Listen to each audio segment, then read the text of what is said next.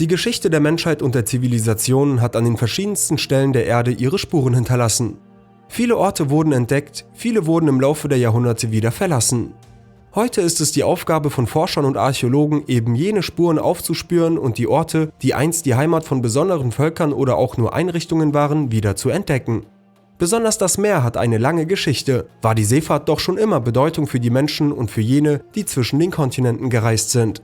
Es gibt aber nicht nur eine Vielzahl von beeindruckenden Wracks, die zu finden sind, sondern auch an Land viele interessante Orte, die erst jetzt erneut entdeckt werden. Heute geht es um unglaubliche Wracks und unbewohnte Orte. Lasst uns loslegen!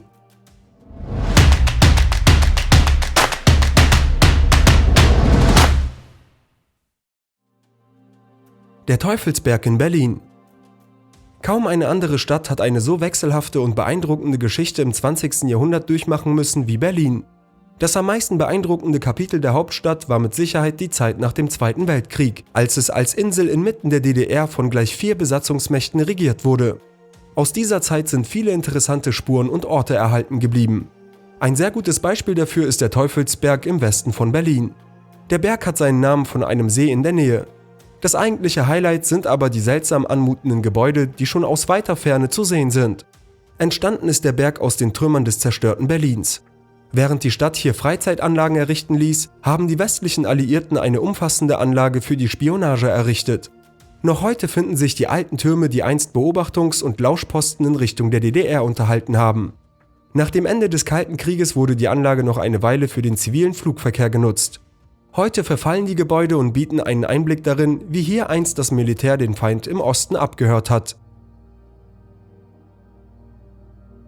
Der Chadinka-Aerodrom in Moskau.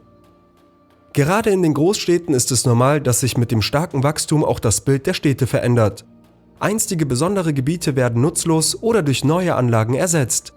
Ein gutes Beispiel dafür ist der Chadinka-Aerodrom, der wenige Kilometer vom Stadtkern der russischen Hauptstadt entfernt liegt. Er wurde bereits im frühen 20. Jahrhundert errichtet und blieb über viele Jahre der einzige Flughafen der Stadt und somit das Zentrum für alle, die hier ankamen oder Moskau mit dem Flugzeug verlassen wollten. Erst in den 50er Jahren wurde der Betrieb eingestellt. Der Flughafen selbst blieb jedoch erhalten.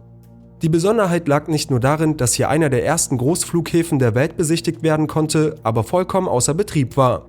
Im Laufe des Kalten Krieges diente der Flugplatz als ein Parkplatz oder eine Schrotthalde für eine große Menge alter Kriegsflugzeuge der Russen. Das hat natürlich auch Touristen und andere interessierte Personen angezogen und bis zur Umgestaltung des Geländes im Jahr 2016 war er ein beliebtes Ziel bei Abenteurern der gesamten Welt. Die Skelettküste von Namibia.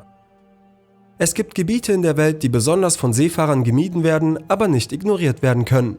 Das Bermuda-Dreieck ist dabei nur ein Mythos. Tatsächlich gibt es Küsten, an denen im Laufe der Jahrzehnte weit mehr Schiffe gestrandet oder verschwunden sind. Dazu gehört zum Beispiel die Skelettküste von Namibia. Der Nationalpark wird schon seit Jahrhunderten von Entdeckern und Schiffen befahren und gehörte zur Pflicht, wenn man Afrika umsegeln wollte. Unberechenbare Strömungen und einzigartige Bewegungen des Meeres und des Windes haben allerdings dazu geführt, dass viele Schiffe hier ihr Ende gefunden haben. Seinen Namen hat die Küste wohl aus 2 Gründen. Zum einen sind hier hunderte Wracks von Schiffen zu finden, die im Laufe der Jahre gestrandet und verendet sind, zum anderen handelt es sich um eine sehr unwirtliche Gegend. Die Besatzungen der Schiffe hatten bei einer Landung auf dem Land aufgrund der Trockenheit wohl kaum eine Chance fürs Überleben gehabt. Entsprechend finden sich hier nicht nur viele Schiffe, sondern auch viele Besatzungen, die nach dem Untergang ihrer Schiffe nicht mehr den Weg in die Heimat gefunden haben. Der Gila River Memorial Airport in den USA. Nicht nur Orte und Gebäude werden mit der Zeit aufgegeben, natürlich macht auch die Technik enorme Fortschritte. Irgendwann lohnt es sich nicht mehr, alte Wagen erneut zu verkaufen oder sie sind in ihrer Haltung einfach zu teuer. Was viele von den eigenen Autos kennen, gilt auch für die Luftfahrt. So entstand das typische Bild des Williams Auxiliary Army Airfield No. 5, der später unter dem Namen Gila River Memorial Airport in Nevada berühmt wurde. Das dortige Flugfeld hat nicht nur eine lange Geschichte seit den 40er Jahren hinter sich und soll nun ein Casino werden, bekannt ist es vor allem als ein Friedhof für Flugzeuge geworden. Nachdem die ersten Flüge hier nicht mehr durchgeführt worden sind und der Flughafen somit seinen Nutzen verlor, begannen verschiedenste Airlines und private Besitzer hier einfach ihre Flugzeuge abzustellen und sie nicht mehr abzuholen. Mehr als 100 Flugzeuge waren hier eine Zeit zu beobachten und im heißen Sand der Wüste Nevadas fristeten sie ihr Dasein als veraltete Technik. Noch heute lassen sich einige Wracks an diesem Ort finden, auch wenn der Umbau an dem alten Flughafen stetig vorangeht. Der Spreepark in Berlin. Die meisten Menschen verbinden mit der DDR eine gewisse Trostlosigkeit, die diese nicht verdient hat. Zwar hat man vielleicht nicht den Standard aus dem Westen gehabt, tatsächlich war das Leben im Prinzip dem im kapitalistischen Bruderland nicht unähnlich. Sogar einen Freizeitpark hat es in der DDR gegeben. Der Spreepark in Berlin, der im Südostteil der Stadt entstanden ist, genoss über die Grenzen hinaus eine hohe Bekanntheit. Auch nach der Wende wurde er noch eine Weile betrieben, bis der Betrieb allerdings eingestellt werden musste.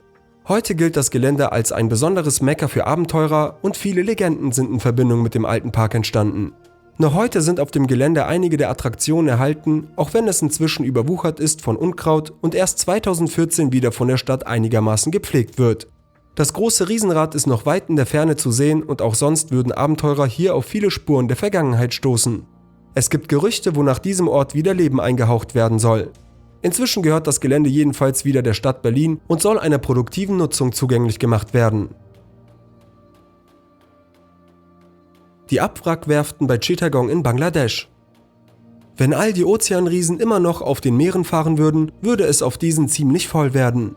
Gerade in den vergangenen 20 Jahren hat die Technik zudem einige entscheidende Fortschritte gemacht und viele Schiffe der Vergangenheit rechnen sich für ihre Reedereien nicht mehr. Aber was macht man mit einem Schiff, das nicht mehr gefahren wird? Es gibt eine große Chance, dass es in einer der Abwrackwerften bei Chittagong landen wird. Hier hat man sich auf den Abriss alter Schiffe spezialisiert. Hier werden die Riesen der Ozeane zurück in ihre Einzelteile zerlegt. Die Werften haben eine hohe Bedeutung für die Wirtschaft von Bangladesch und ein großer Teil der Einrichtungen und der Rohstoffe werden direkt hier verkauft. So ist eine komplette neue Industrie entstanden. Der wohl größte Nachteil liegt in der Belastung der Umwelt und den katastrophalen Arbeitsbedingungen, die in manchen der Werften herrschen sollen. Der St. Nicholas Breaker in den USA. Der Abbau von Kohle ist seit jeher nur mit dem Einsatz starker Maschinen oder mit reiner Arbeitskraft von Menschen möglich. Aufgrund der Bedeutung der Kohle gab es hier über viele Jahrzehnte eine der größten Industrien für den Abbau. Ein gutes Beispiel für die Auswüchse eben jener Technik ist der St. Nicholas Breaker in den USA. Dieses riesige Gebäude, das die Größe eines ganzen Apartmentblocks in einer Großstadt gehabt haben soll, war einzig und alleine für den Abbau von Kohle zuständig und zu diesem Zweck über 40 Jahre im Einsatz. Heute wird nicht mehr mit ihm gearbeitet und im Jahr 2018 wurden die letzten Überreste kontrolliert gesprengt. Beeindruckend war vor allem die riesige Fassade. Menschen, die ihn noch im Einsatz gesehen haben, beschrieben die Geräusche, die er bei der Arbeit gemacht hat, als mit einem Gewitter vergleichbar. Einige Abbilder sind bis heute erhalten und dort, wo er im Einsatz war, sind einige Museen zu seinen Ehren entstanden. Es ist ein gutes Beispiel für die Entwicklung der Industrialisierung für die Spuren, die der Abbau von Kohle in den verschiedensten Ländern hinterlassen hat. Der Sethorn Unique Tower in Thailand. Bauruinen sind nicht wirklich eine Seltenheit. Immer wieder kommt es vor, dass ein im Bau befindliches Gebäude nicht mehr zu Ende gebracht wird. Die Gründe dafür sind zahlreich und haben in der Regel entweder mit mangelnden Genehmigungen oder damit zu tun, dass den Bauherren während der Bauphase das Geld ausgegangen ist. Beides ist auch im Fall des Sethorn Unique Tower vorgekommen. Der wohl größte Unterschied ist, dass es sich nicht um eine einfache Bauruine handelt, sondern das Gebäude immerhin 49 Stockwerke hoch ist und im Rohbau beinahe komplett abgeschlossen wurde. Das macht es zu einem der höchsten niemals vollendeten Bauten der Welt. Während der Asienkrise ging den Geldgebern nicht nur das Kapital aus, auch die Ämter stoppten den Bau mehrfach. Am Ende wurde er ganz einfach aufgegeben. Daraufhin entwickelte sich der Tower zu einem Ziel von Touristen und Abenteurern aus der gesamten Welt, die diesen riesigen Bau auf eigene Gefahr und eigene Faust erkundet haben und ihm den Namen Ghost Tower gaben.